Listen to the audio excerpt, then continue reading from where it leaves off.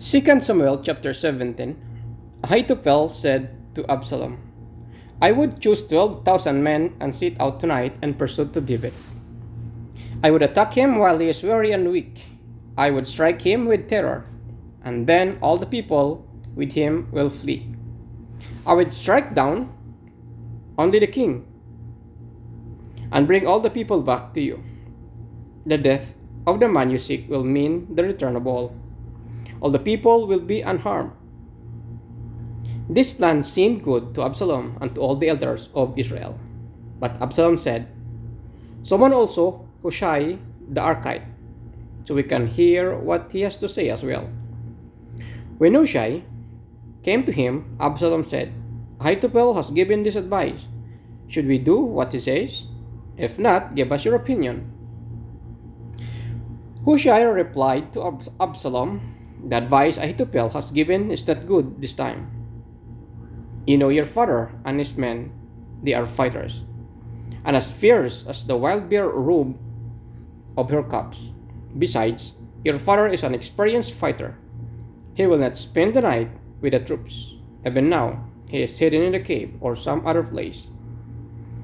If he should attack your troop first, whoever hears about it will say, There has been a slaughter among the troops who follow Absalom.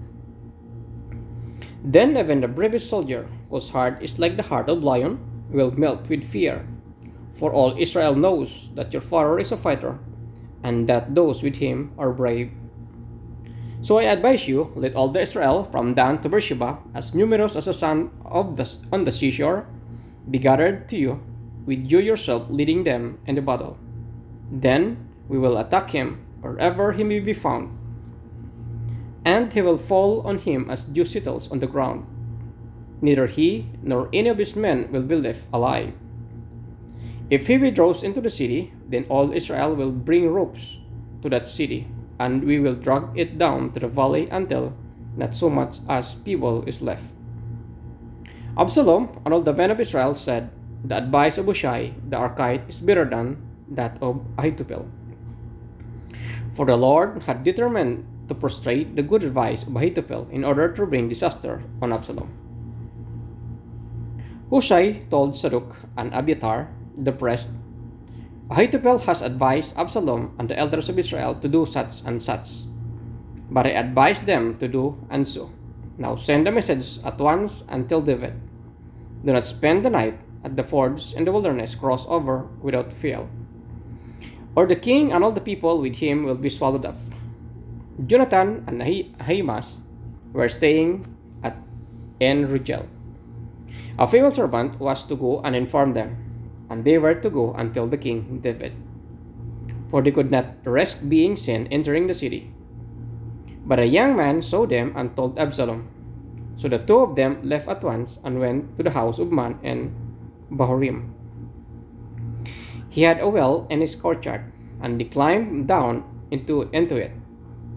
His wife took a covering and spread it out over the opening of the well and scattered grain over it. No one knew anything about it. When Absalom's men came to woman at the house, they asked, Where are Ahimaaz and Jonathan?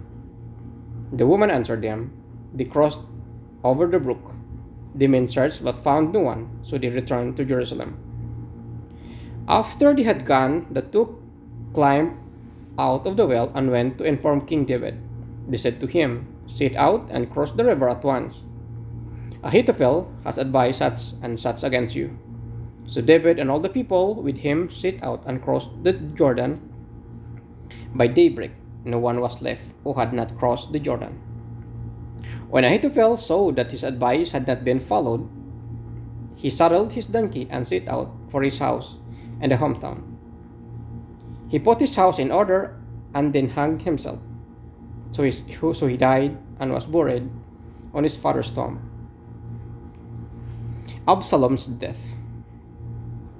David went to Mahanaim, and Absalom crossed the Jordan with all the men of Israel. Absalom had appointed Amasa over the army in place of Joab. Amasa was the son of Jether, an Ishmaelite, who had married Abigail, the daughter of Nahash and sister of Zeruah, the mother of Joab. The Israelites and Absalom camped in the land of Gilead. When David came to Mahanaim, Shubi son of Nahash from Rabbah of the Ammonites, and Machir son of Amiel from Lodivar, and Barzillai the Gileadite from Rugelim, brought beating and bowls and articles of pottery. They also brought wheat and barley, flour and roasted grain, beans and lentils, honey and curds, sheep and cheese, cow from cow's milk for David and his people to eat. For they said, the people had become exhausted and hungry and thirsty in the wilderness.